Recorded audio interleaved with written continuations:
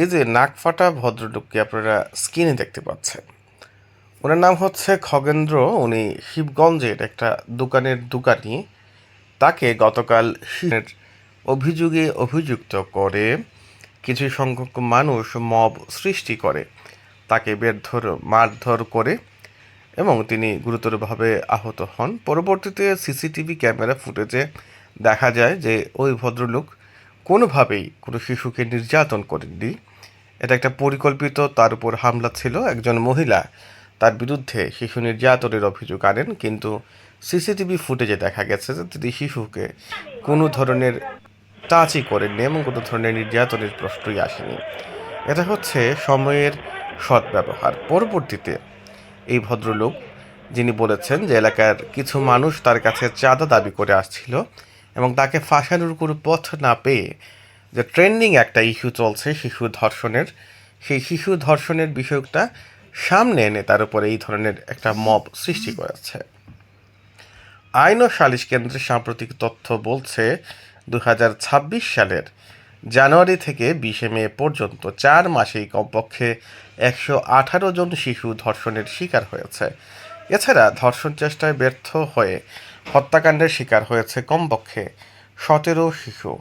এই হচ্ছে আইন এবং সালিশ কেন্দ্রের তথ্য। বণিক বার্তার তথ্য অনুযায়ী 2025 সালের উদ্ধার সংক্রান্ত মামলা সহ মোট 1,81,737টি মামলা নথিভুক্ত করা হয়। এর মধ্যে 2024 সালেরও কিছু মামলা রয়েছে। এতে দেখা যায় বেশি দায়ের হয়েছিল নারী এবং শিশু নির্যাতনের মামলা। গত বছর সব মিলিয়ে 21,936টি নারী এবং শিশু নির্যাতনের মামলা হয়েছে। এরপর রয়েছে চুরির মামলা। বছর জুড়ে 12,740টি মামলা নথিভুক্ত হয়েছে। এরপরই রয়েছে খুনের মামলা। সারা বছরে 3,785টি খুনের নথিভুক্ত হয়েছে। 2025 সালের ঘটনা।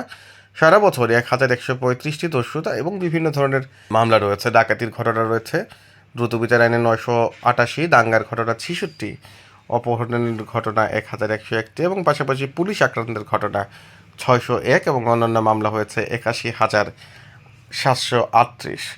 অর্থাৎ বাংলাদেশের যে মব সংস্কৃতির অন্যতম যে একটা মব সৃষ্টি করে কাউকে কখনো তার দায়িত্ব থেকে অব্যাহতি দেওয়া, কার উপর হামলা করা, ভিতরের খবরটা কি আসলেই কি তিনি শিশু নির্যাতনকারী কিনা তা তথ্য না নিয়ে এক শ্রেণীর মানুষ এই ধরনের মব সৃষ্টি করছে। এবং এখানে যে গুরুত্বপূর্ণ বিষয়টা হচ্ছে, এই লোকের উপর হামলার পর স্থানীয় যে বর্তমানে যে রুলিং পার্টি রয়েছে, জাতীয়তাবাদী দল বিএনপির উচ্চশ্রেণীয় যে নেতৃবৃন্দ অনেকেই ওনার কাছে গিয়েছেন এবং বিষয়টি খতি দেখার কথা বলছেন এবং সিসিটিভি ক্যামেরা ফুটেজের মাধ্যমে এটা ক্লিয়ার হয়েছে যে তিনি আসলে কোনো ধরনের অপরাধের সাথে জড়িত ছিলেন না।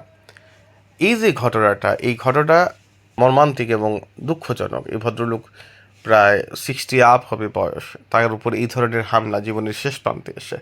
এবং এই যে ঘটনাগুলো ঘটার পর বিভিন্ন মিডিয়া সেগুলো নিউজ করে তারপর স্থানীয় নেতৃবৃন্দ গিয়ে সান্ত্বনা দেন, কিন্তু শেষটা কোথায় হয়, শেষটা আসলে কোথায় যায়, মানে এই ভদ্রলোক কি সত্যিকারের বিচার পাবেন?